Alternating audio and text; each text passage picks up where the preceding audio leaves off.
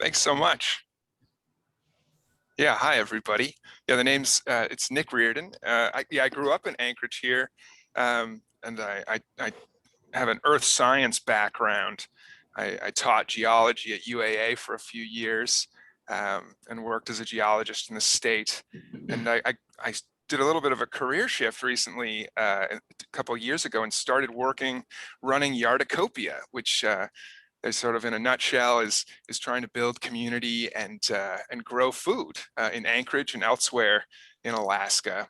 And it's a program of Alaska Community Action on Toxics, which is it's a small nonprofit of about a team of 10. And so we're just one of their many programs trying to advocate for kind of toxic-free lifestyles, making our air, our water, and our food free of toxic chemicals and promoting human health. I could go on about Yarducopia here, but Mary Ellen, do you want to also introduce yourself? Or sorry, Mary Kate, my coworker is Mary Ellen. Sorry about that. No, you're good, Nick. Hi, everyone. I'm Mary Kate Rapetsky. I also go by MK. It's really great to see familiar faces on this call. Hello, Rhonda. And yeah, I have been a participant of Yarducopia. This is my third summer. So I love the program. I'm a huge evangelist for the program. I tell my friends about it. And I found out about it, basically a friend of a friend of a friend made just a side comment, I think during Arctic Entries, when I said that I should start a business about loaning myself out to 10 people's vegetables during the summer when they go on vacation. And she's like, oh, you should look into Yarducopia, which has been an even more fulfilling opportunity. And I've really enjoyed it. So yeah, third season coming back, and yeah, happy to be a part of this call today. Cool. Yeah, to give you maybe a little bit more of a clearer sense of kind of what the program is, you may be familiar with community gardening programs, like the municipalities one, where they have a particular site and there's 50 beds, let's say, at the corner of C Street and 19th, and people pay $30 a year and they get their particular little gardens plot there, and they're able to grow their veggies. This is sort of like that, but distributed throughout the city. And it's in people's backyards typically. So a homeowner volunteers space, and there's people interested in volunteering to learn different styles of organic gardening, to meet their neighbors across the street and garden with them. And so the program will help connect those people and get the gardener more access to growing space. And the homeowner and the gardener will often, share the produce or share the activities sometimes. Sometimes the homeowner doesn't. It's kind of a case-by-case basis. But that's the community building component of it. So we're not trying to feed everyone in Anchorage with this, but we work directly with members of the Anchorage community. And yeah, we're trying to build gardens and reconnect people with their food, and yeah, often with each other too. And so one yard and one collaboration at a time. Great. So Nick, do you mind, let me back up before I start. Do you have like a specific number of points that you want to address for everyone today, or do you want to take questions as they come, or what would you like to, how would you like to proceed at this point? Sure. Yeah, I'm totally happy with taking questions throughout. I could give a little more detail about kind of what, maybe just a little bit more info about the program, in addition to these kinds of yard sharing situations. Yarducopia it's been around for about 10 years now. I think next year will be our 10th season. And increasingly, or kind of as it comes up, we also partner with larger organizations. So this summer, for example, we're helping to support and collaborate with Tudor Elementary, Government Hill Elementary, West High School, and Stellar Secondary School to support their school garden projects, like the Mountain View Boys and Girls Club, which is great because they're really around in the summer in the growing season, so they're fun to work with. Lutheran Social Services Food Pantry in Spenard. We've created a little community garden space there, which is available to the clients of the food pantry, as well as to people, Spenardians in the neighborhood who want to utilize the space. Learn how to garden, grow food, it's a wonderful just chance to hang out too. The AFL as CIO and the Alaska Workers Association to design and kind of develop community garden spaces and even grant writing support for projects. There's been a lot of funding in the last 2 years from the USDA to try to increase food security in Alaska. So we're working with remote communities or more rural communities in Alaska, for instance, out in St. Lawrence Island, in Gamble and Savunga. So the program does have a tendency to, we respond to community requests for assistance as well. And so there's that element to throw in there. So people looking for space, homeowners wanting to connect with their neighbors, or these larger scale projects. We have maybe a little bit of mission creep at times, but we try to do as much as we can with what we have. And so. Okay. So if anyone on the call today, if they have a question, if you can just raise your virtual hand, or if you're on the camera, you can actually raise your hand. We're a small group today, so we'll be able to probably accommodate everyone's questions. But if you can just raise your hand, your virtual hand, let us know. We'll be sure to get your question answered. So Nick, can I jump in here with a question? Please. How do you get started? Yeah, as a someone living in Anchorage. Yes. Yeah, totally. The typical way is, so we have a website. I can pop that info into the chat, but so sure. Folks can sign up offering up their yard, or so if they have extra space, that they're willing to have us come in and put a garden onto, or if they have garden beds that they're not using, and we'll try to connect them with gardeners interested in having more growing space. And so getting in touch that way, via email or just signing up on our website, and that sort of gets the ball rolling. Yeah, I'd say some people reach out as well, just with project ideas from organizations they're affiliated with, and sort of opportunities that they've seen in their neighborhood that we may not be aware of. And so that's always a great start to sometimes a very long conversation over years to try to see how we could help or get something going. Does it take a lot of individual resources to get started? It doesn't. We typically ask for a donation from the property owner, the homeowner. It's a sliding scale fee. It doesn't really cover our costs. We're mostly, donation and grant supported in terms of our own organization. But it's $150 is what we ask from a property owner, and that's to kind of cover a little bit of our time and the use. We bring a truckload often if we need to build a new garden bed with materials. Great. Yeah. And Mary Kate, I'm curious, when you got started, how much space did you have available, and have you expanded that space since this is your third year, or how is that working out for you? Yeah, so I am actually, I'm one of the participants that goes into other people's backyards and helps them out. So I live in a space where I have a lot of trees in my backyard, and I'm in a rental, and my landlady doesn't want me to tear up my entire backyard for food production. So I have to get my kicks elsewhere. And so I go to other people's houses, and it's been a couple different experiences. I think my first season, the woman the property owner, she already had a few beds established. She had a couple of fruit trees. She had a glorious hops plant as well.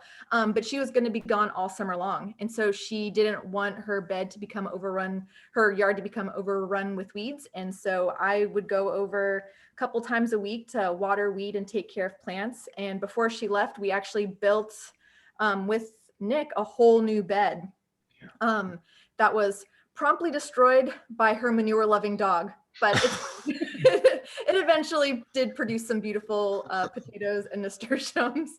But yes, that was my first experience where she already had things established, but then we built up more. And then the woman I'm working with now, her entire front yard and her entire backyard is dedicated to fruit production, and she's very experimental.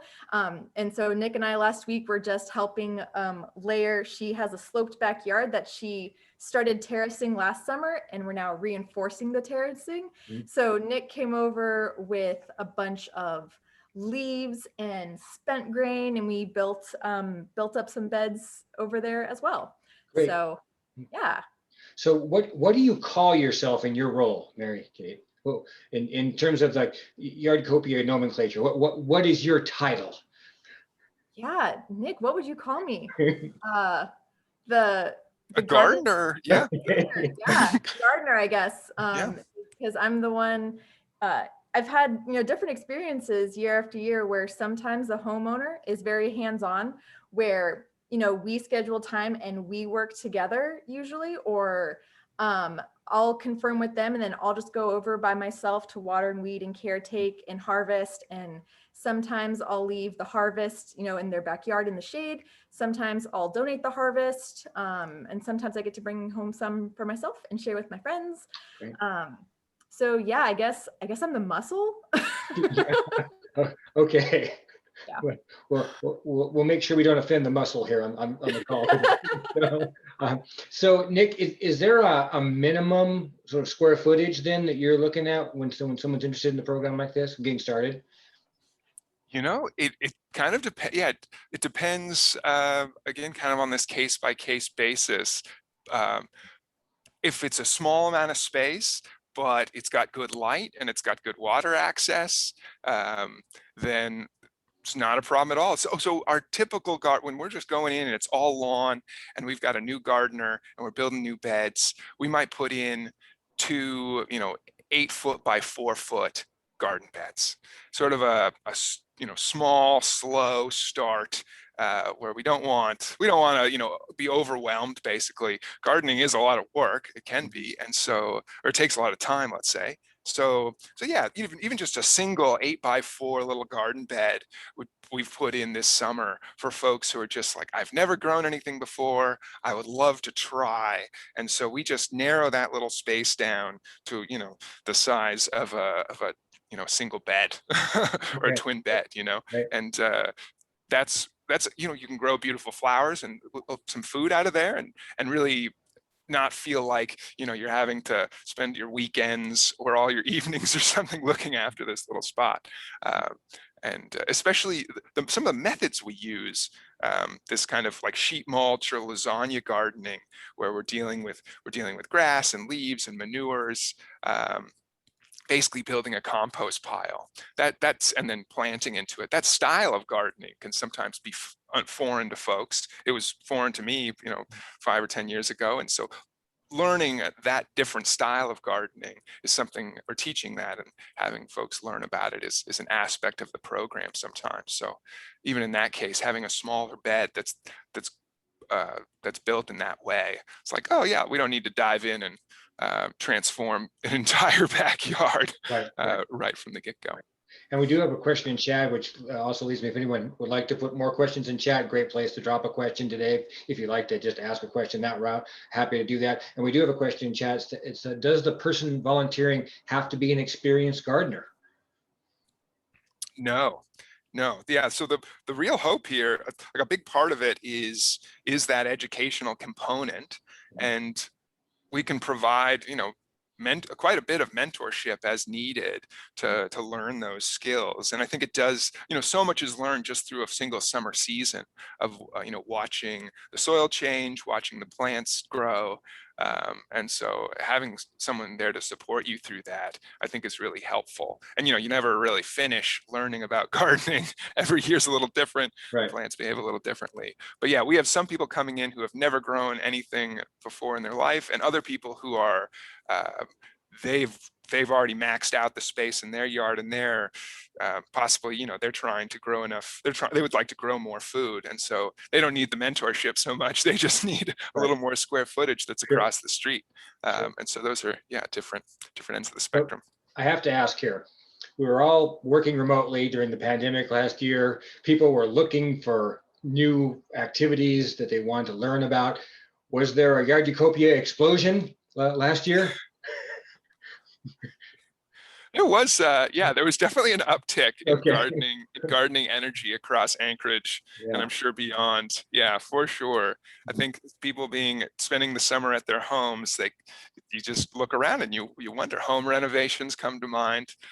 Yes, growing food in the backyard coming to mind. Watching some of those supply chains to Alaska start to become a little less sturdy, and delays getting food and seeds and plants or whatever, I think added to the fervor a little bit around that. Yeah, And yeah. some of them I think may be lasting changes in terms of the state, but yeah, that's yet to be seen. Great. That's great stuff. And Mary Kate, how many gardens do you work per summer, and do you feel like there's sort of a magic number where you would be in over your head if you hit this number, or how does that work? Yeah, we're gonna find out this summer. Because normally, like I think the very first time I got started in this process, I went on to Yarducopia and I filled out their form, and it's like a little matchmaking site. It's like match me to somebody in my neighborhood, and Nick had this beautiful. It kind of looks like a crime scene tracer where he had like this board with all these push pins of the neighborhood and like Mhm. seeing who lives where, so you could be close to someone. And so even though through his program, I have one person that I'm assigned to with my knowledge that I have been gaining. Like I help my friends with their garden beds. So Mm, technically, I actually work in 3 people's gardens. And I okay. spent all of last weekend helping friends build up beds. And yeah, I think we did like 6 or 7 lasagna beds in her yard. So it's kind of that fun knowledge sharing and that ripple effect where I wouldn't, I was a more experienced gardener. I don't think I was super new to it. I did my thesis work in garlic, so I felt really strong with my allium knowledge. But I get to work in people's gardens who had like Siberian kiwis and hops and varieties of things I'd never heard about. And the Yarducopia is always a great resource when it's like, ooh, this leaf is doing something funky. What's going on? And then they have that knowledge to teach me something new, teach the homeowner something new. And yeah, now I feel like I've gained knowledge to help my friends on the side build up their beds. So I guess through the program formally, I'm matched with one bed. So you mentioned the term lasagna gardening, and before we get to that, though, I do want to let everyone know if you do have a question, feel free to raise your hand or put the question in chat, and we'll make sure and get your question answered. And for those of us who don't know what the term you just used, lasagna garden, I think is what you said. Can you tell us what that is?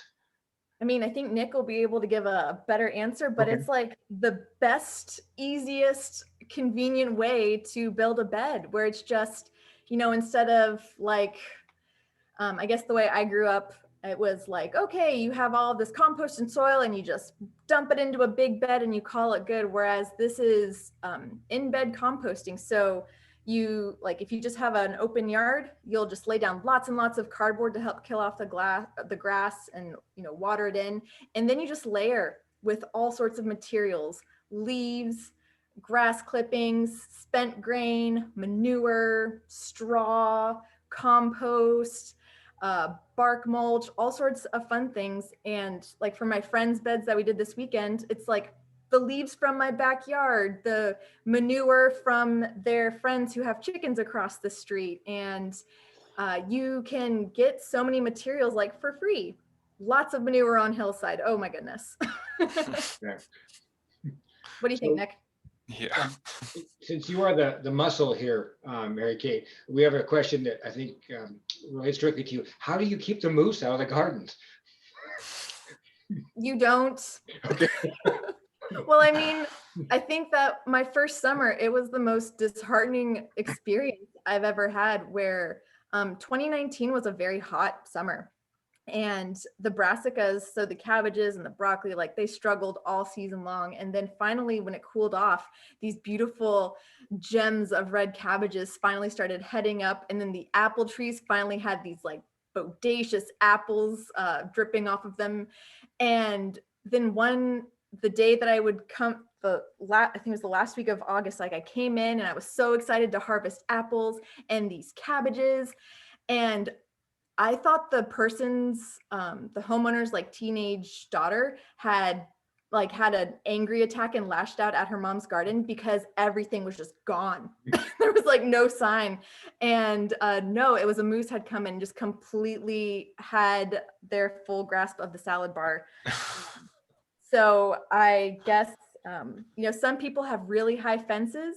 Mhm. But so far in my experience, it's just a risk everyone takes gardening. So Yeah. Nick, I don't know if you have any good anti-moosing of garden space.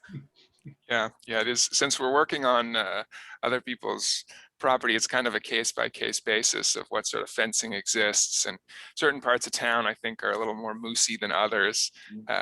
Gardening sometimes sort of would just be a silly endeavor, you know, be it the rabbits or the voles or the moose. There is some competition, but like Mary Ellen said, it's being vigilant around that kind of later July into August when things are really starting to ripen or become ready to harvest. That's when I find it to be the most likely. The moose's nose leads them in, and so just being watchful in that period and maybe grabbing things slightly on the early side. I think we've all had that moment living in South Central Alaska where you walk outside and you're about to take something out of a garden or something, and you realize it's not there anymore, and there's just that kind of pause where you figure out and kind of solve the mystery, right? How fast all those things disappeared. So, we do have a question from Rhonda. Is there opportunity for occasional assistance or just one-time assistance for a specific task rather than a full season of support? Yeah, is that, well, on the one end, we definitely have volunteers who step up, who are interested in helping out at community garden spaces or other people's garden spaces in the neighborhood. And it's kind of a one-off experience. And making those connections, helping making those connections is definitely something we're able to do. You know, if somebody reaches out to me and the only conversation I have with them is to connect them with, you know, a neighbor or a different community garden program that already exists, and then they go off and enjoy that, I'm delighted. And in terms of helping out at people's property, it's sometimes there thinks the stars align, but you know there are moments when we kind of are have to, like, you know, set some boundaries in terms of it's Yarducopia landscaping service, and so we try to prioritize in terms of our energy supporting the gardeners and people interested in learning about these different organic gardening methods, and so, like, coming into weed is like weed a garden bed is sometimes better to like hire that high school student across the street for $10 an hour and get all the grass pulled out. But there are exceptions to that where we have a lot of gardeners, you know, in that neighborhood, and people are willing to connect. This year, we've worked with a couple of people who, you know, they're recovering from surgery, or they, you know, the timing was poor, so they couldn't set their garden up right in the spring, and we were able to help them out.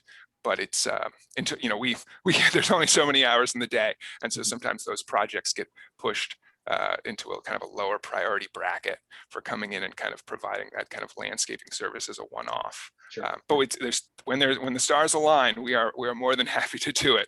Yeah. No, I really appreciate that comment, and this is Rhonda just responding to that. I have heard about Yarducopia before, but and I've been very intrigued by the idea, and I saw the listing for this, you know, Q&A on the Anchor Gardens website, and I thought, well, this would be very cool. I get a chance to see what it is. This summer I'm participating in the Botanical Garden guided gardening CSA, so I feel like I have support for that, and I have established perennial beds that I'm now just trying to add some edibles to. And I was fortunate to take MK's garlic workshop 2 years ago, and I have 3 garlic beds going on, which was really my foray into, you know, putting some edible stuff in the garden. So so this is very interesting. I really appreciate you making this available, and what a great community building opportunity it is. Do I remember that you guys have done like Yarducopia tours, or am I remembering something totally not that didn't happen? That there's opportunity to, I mean, I know community gardens do the tours sometimes, and the wildflower people do tours, but have you guys done that, or am I remembering that incorrectly? Yeah, bike tours is an activity that we try to keep up with on an annual basis. This year's will be on I think July 21st 21st or July 24th, because it's on a Saturday, is when we're planning to schedule one this year. And we've got a harebrained scheme to kind of plan a chicken coop tour as well on a separate weekend. But the idea is to go between different Yarducopia gardens or other little interesting community garden spaces or neighbors who are really have something unique to show from their space, and we try to make it a bikeable distance, and that imposes some challenges because Anchorage is big and is spread out, so connecting the dots sometimes we have to be a little creative, and so we certainly don't get to every Yarducopia garden by any means. But yeah, July 24th, and we put out a monthly newsletter that you can sign up for, that kind of can keep you up to date on this, as well as there's sort of a more just like far-reaching newsletter with these sorts of events called Current Affairs, current spelled like the berry bush, and it's you can sign up for it to get in your inbox, or check it out at the Alaska Food Policy Council's website. But both of those, the Current Affairs would have Yarducopia events as well as kind of all the other food and garden related events that we can get our hands on throughout the summer. And sort of related to that, like you mentioned, the kind of things that you put together in your lasagna gardens, and a lot of that is foraged and scavenged and that kind of stuff. Do you, like if you end up getting a bunch of spent grain, or you get a bunch of something that you have, is that ever something that's in your newsletter that's, oh, we have a bunch of horse manure from Hillside? I mean, we see those kind of announcements on other social media, but is that something that's part of your group as well? We recently were given permission to use a vacant lot in Midtown. Just 2 weeks ago, we got the key to it. And so we're hoping to utilize that space to that purpose you're describing. We've started to stockpile some materials there, but we'd like to make it open to the public to take materials like that. The Spinard Community Garden next to Lutheran Social Services, we're using lightly in that way. It is a functioning food pantry, and so we try to be as respectful as possible of their open hours, and not going when they're busy, and trying to serve their clients. But there is some a little bit of manure and spent grain and compost and things like that we keep on site there. So yeah, but in the newsletters, you're totally right. That would be the way that information would come out, or just directly emailing with me. And Nick or MK, now that we're on this kind of basis, I figure I can call you MK now, but that's all right. So if you have a great year and you have produced more food than you can possibly consume or share with your neighbors or your neighbors' neighbors, what do you do with that?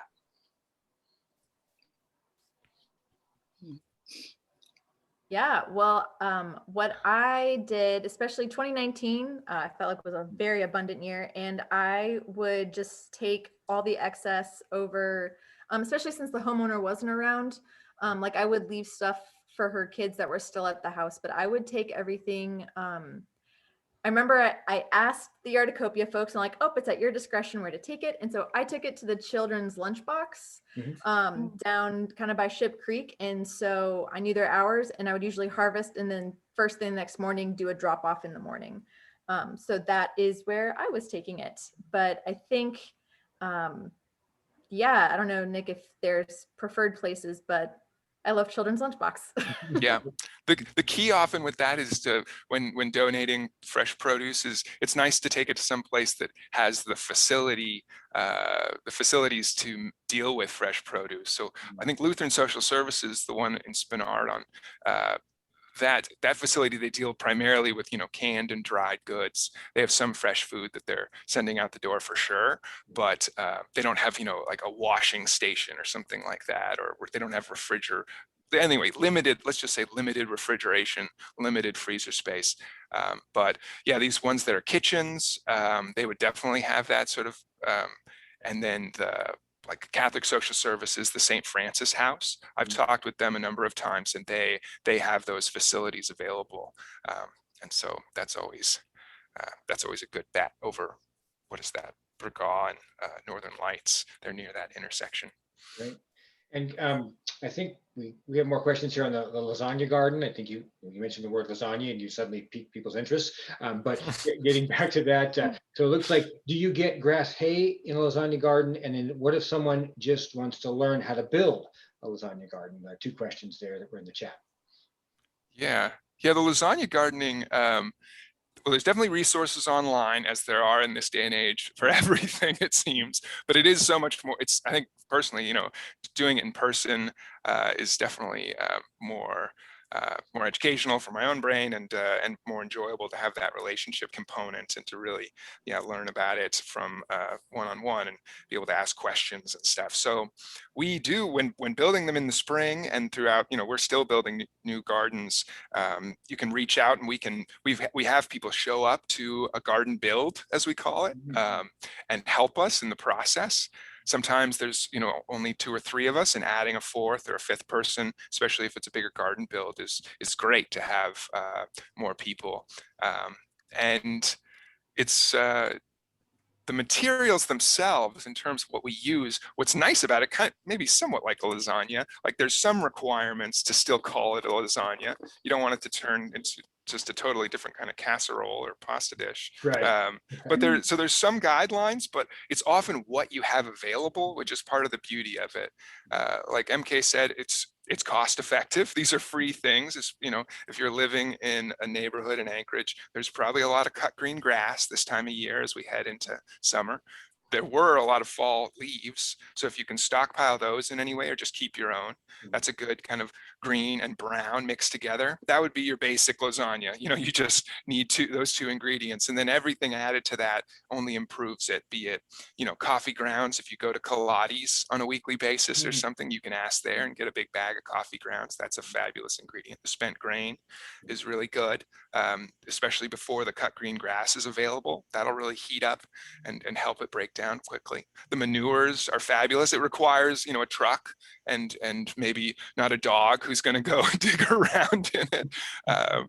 But once you've mixed all these things together, even if it's, leftovers or food scraps or something that you might think, oh, those might attract a bear, or be kind of offensive, might smell. Once you've mixed these materials together, the chance of it having any sort of odor other than just kind of a forest floor is really reduced. If you are getting any sort of aroma from it, it's probably just because there was too much spent grain or too much in the way of food scraps. And so just erring on the side of a little bit less with those couple of ingredients, the ones that might start to, you kind of look at it like this is going to start to mold or rot if just left to its own devices. Just make sure to get more of like dry grass, dry leaves, bark mulch, like MK mentioned. And these are things that are pretty freely available around town, whether it's from your neighbors, your own yard, your own kitchen, coffee shop on the corner, the brewery that you visit on a Saturday or something like that. So, or your friend who has goats or chickens or horses or something like that. So Great. There's ways to acquire this stuff. Great. I see MK has put in the chat a couple of links on instructions on how to build a lasagna bed, and also a link to the Alaska Food Policy Council. So cool. MK, thanks for dropping those in there. Really appreciate that. So what happens if you live outside of South Central Alaska? How does this change? And what is the reach of the program? Yeah, we're really tied. I mean, we have a big Dodge 2500 that we use to bring a lot of the materials around. We get seedlings from APU's Spring Creek Farm. They donate a bunch of seedlings to us, and so those resources don't travel well. Even once we're talking about going past Eagle River, it really is adding a lot of, and seedlings, it's hard to put into the mail. So Anchorage itself is already kind of big enough in some ways. So that's kind of our geographic area is, we don't go much past Eagle River, and south of, we've worked with the Girdwood Community Garden, but anything north or south of that, our relationship and the way we can support those programs changes. So some of that would be, we can definitely provide a certain degree of, free consulting and grant writing and conversations, sharing our own experience of how to set up a community garden, happy to spend time on the phone and email and sharing resources. And then, yeah, the grant writing projects are sort of as they arise. These are opportunities for us to help out parts of Alaska that we can't, physically go to necessarily. Yarducopia has worked with a few rural communities where the person in my role flew out and helped set up a community garden in person over the course of a week and a half, and that's happened a few times. But so these are very much the exception. I think about sort of the communities that we've probably, as we travel around and see different communities in Alaska, say, if you've been to Bethel, there's got to be some unique challenges to doing this in Bethel or Southeast Alaska. Lots of rainfall there, certain things are going to grow. So are there partners or other organizations where people, if you were from Bethel or somewhere in Southeast or Fairbanks, where could someone, look locally for assistance in those areas? Yeah, definitely. I've been in this role now for 2 years, and food systems and food security and growing food has been a kind of a passion and sort of hobby before that. And so the relationships, I don't claim to know everybody involved in the food systems in Alaska by any means, but I could, you want to talk to people about this in Bethel, I think I've got 3 phone numbers for you.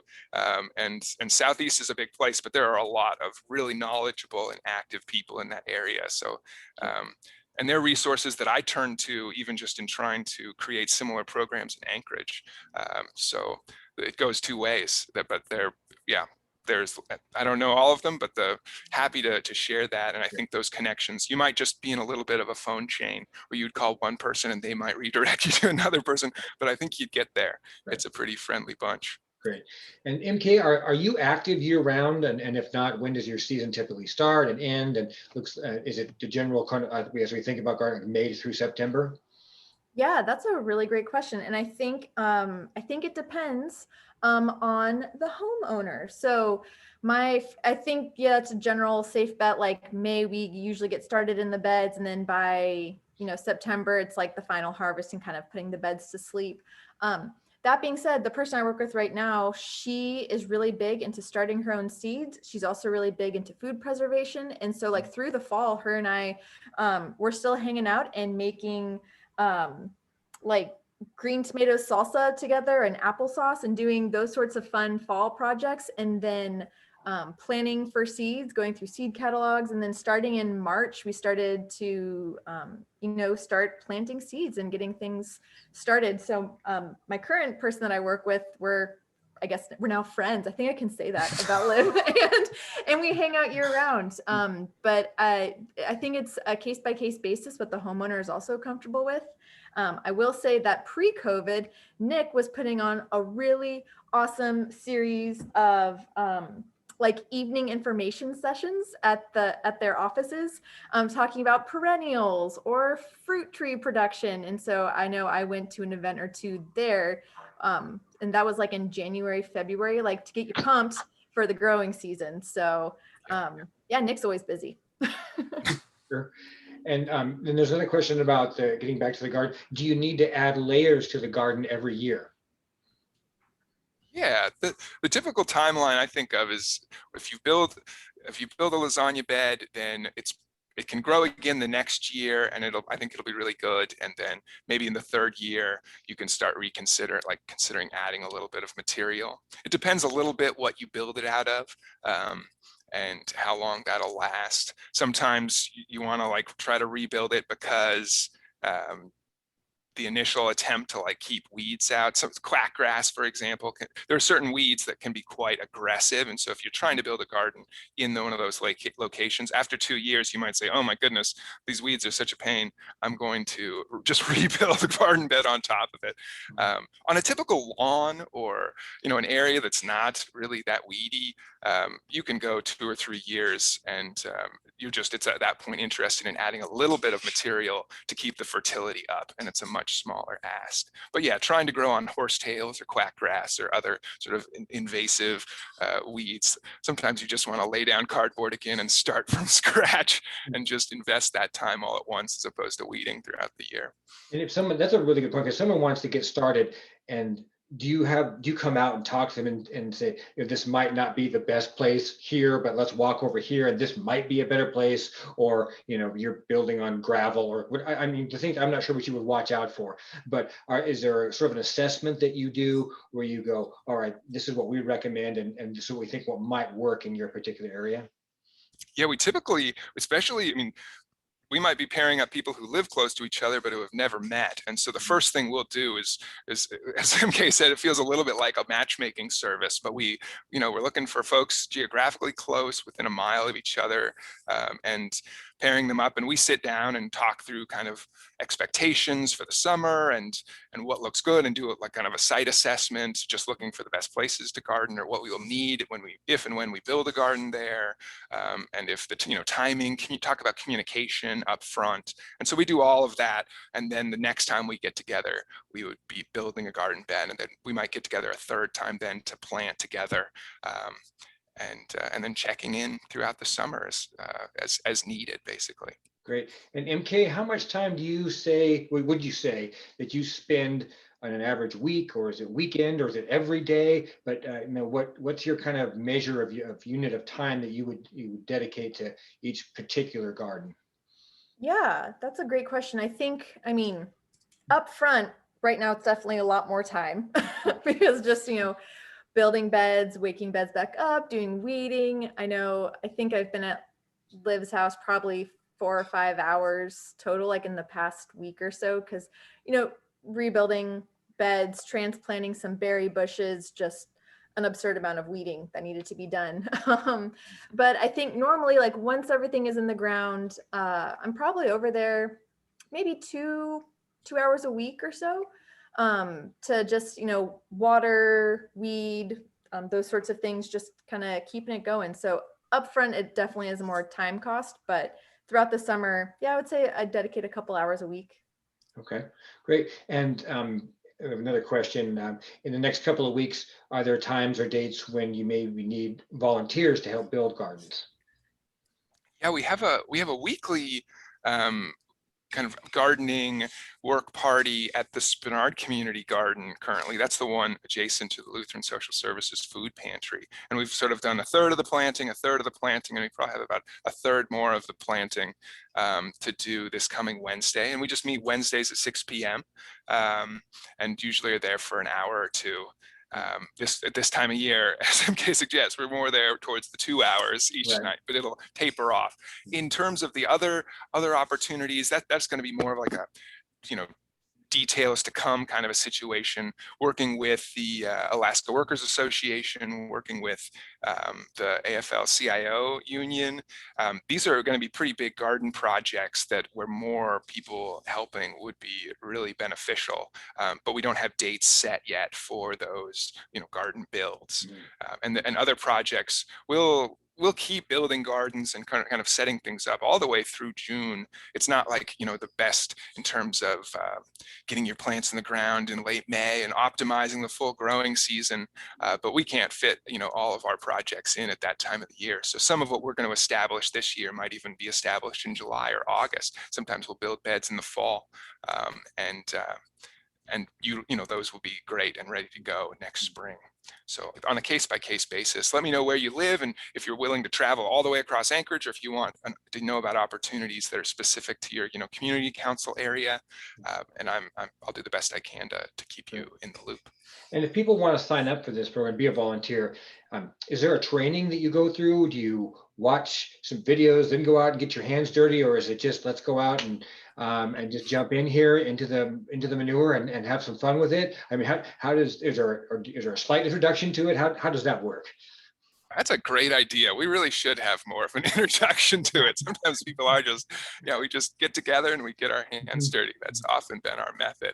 I think as far as introductions are concerned, we do on the Yarducopia website, an intern 3 years ago put together an 8-video series called Row by Row, which each one just sort of addresses the 8 kind of fundamental concepts of growing food in Alaska at the time, as we saw it at the time. And so that's a great little short synopsis of kind of bare bones skills that we put together. Obviously, there's tons of other resources out there in the world, but coming to these community garden events and helping out in small ways is a great way to like get a little introduction and chat. But I'm also, I've put my cell phone number in there and by email, and we talk to people about Yarducopia, as well as, the bigger program of Alaska Community Action on toxics and these different efforts and different programs. So it's kind of, I'd say the information sort of comes piecemeal currently, but I love the idea.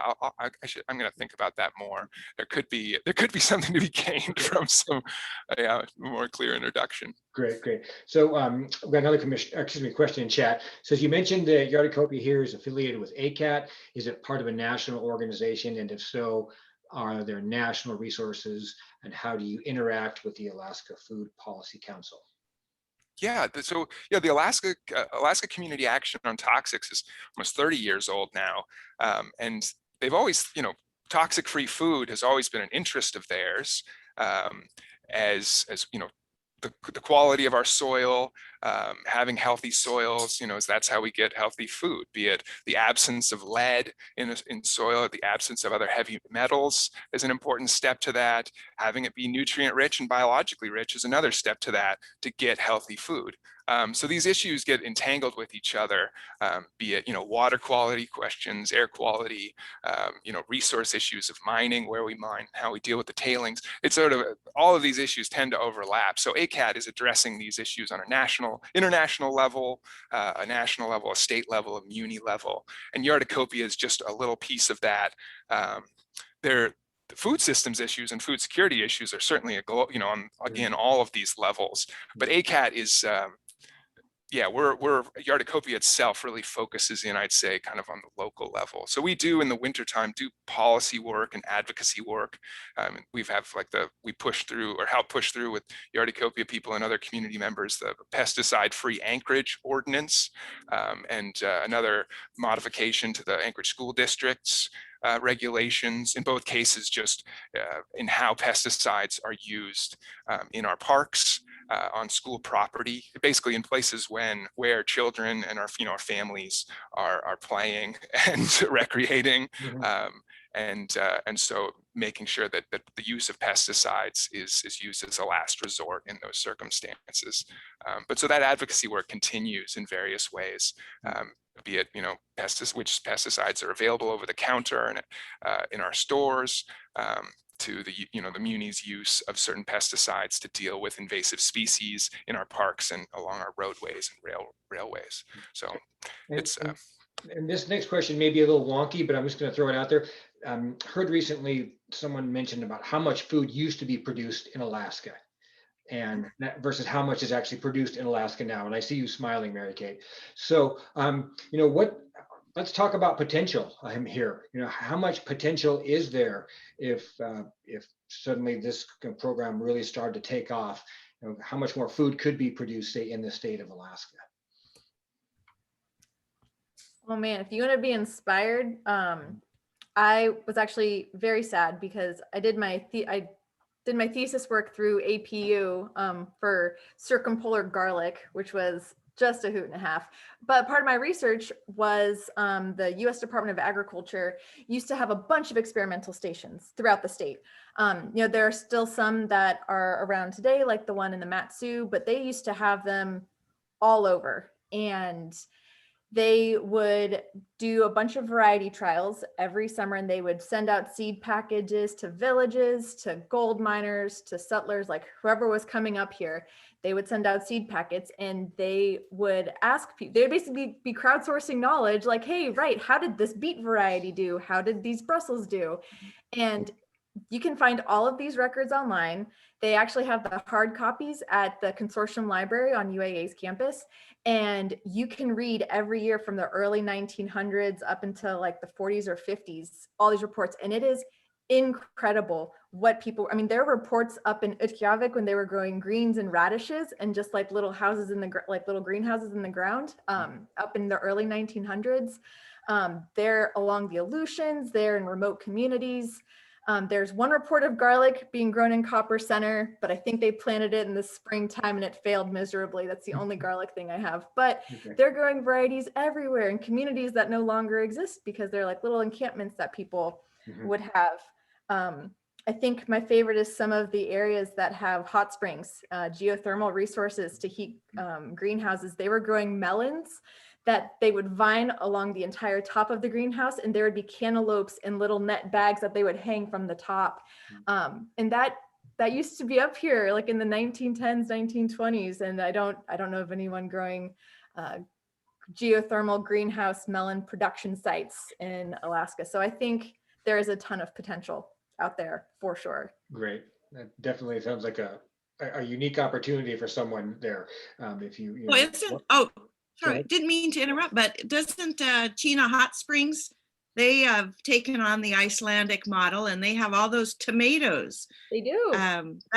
They make a big deal about the fact that they're the only ones really using geothermal for agriculture, right? And I remember that right? Nope, Chena does, Manly Hot Springs does, but I don't think people are doing it on as large a scale as maybe it was once done.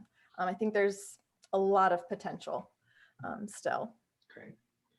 Well, Cool. we're nearing the top of the hour here, and it's been just an incredible conversation. I've learned a tremendous amount, and I want to make sure that we give everybody one last chance here before we kind of head into some closing remarks. Are there any other questions that anyone has for our guests today before we ask them to tell us a couple things that we really should know about this program, kind of either funny stories or little stories you want to tell us of this is what happened, or did you run into a moose, or just kind of anything like that you might want to close with some interesting stories or remarks or advice for people who may want to jump in here. And so I just want to give everybody a last chance to go ahead and put any final questions you may have in chat. And if I don't see anything here in the next few seconds, MK, do you want to give some final remarks here, or a great story that you recall? For sure. I mean, I think the biggest takeaway message is, yeah, just reach out to Nick and join. Regardless if you want to host somebody in your backyard or join somebody's backyard, it has been just the most incredible learning experience. I've gotten to learn so much about what's possible in Alaska and just meet members of my community that otherwise I probably wouldn't know. So this, I feel like my participation in Yarducopia has really sent out like a ripple effect in my knowledge and the knowledge of my community. So I think everyone should participate in Yarducopia, and they should have more staff and more funding to do it throughout the entire state. All right, great pitch.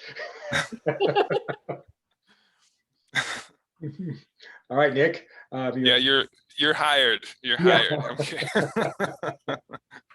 Yeah, I think I participated in the program in 2016 and learned a great deal about gardening then, and continued it as a hobby until taking on this role. And so I think, as similar to what MK is describing here, it is a bit contagious, or for those interested in growing food, for those interested in the food systems kind of issues locally. I think it's an exciting time to be involved in those sorts of programs. I see an increase in interest in local foods as well as in growing local foods, hyper locally, in not just in South Central Alaska, but in Anchorage, not just in Anchorage, but in your community council region even. And so those sorts of projects I find quite exciting, with the advent of hydroponics as well as these sort of backyard projects to make it more of a year-round exploit. And maybe just one last comment that sort of caught me by surprise, that when I participated in Yarducopia, I was really focused in on the gardening aspect, my own personal education.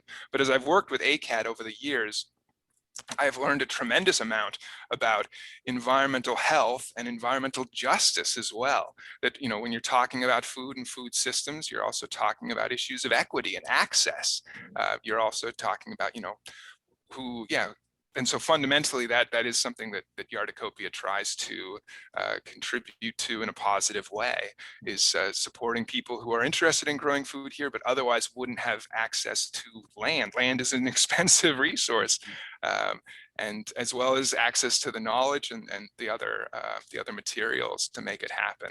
And so that's certainly one of our kind of guiding lights in this program, of who we work with, and kind of allocating our resources. And yeah, I find it very meaningful in terms of the work, and impactful as well, when you do be able to make those connections between somebody who, that property or the information or the other materials is a barrier to entry, and being able to connect them with somebody on the other side of the street or in the neighborhood who has those in abundance and is willing to share.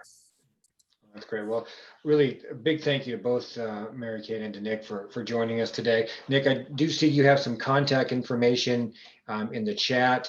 I'm kind of looking at that right now. Looks like you've got a link for the newsletter.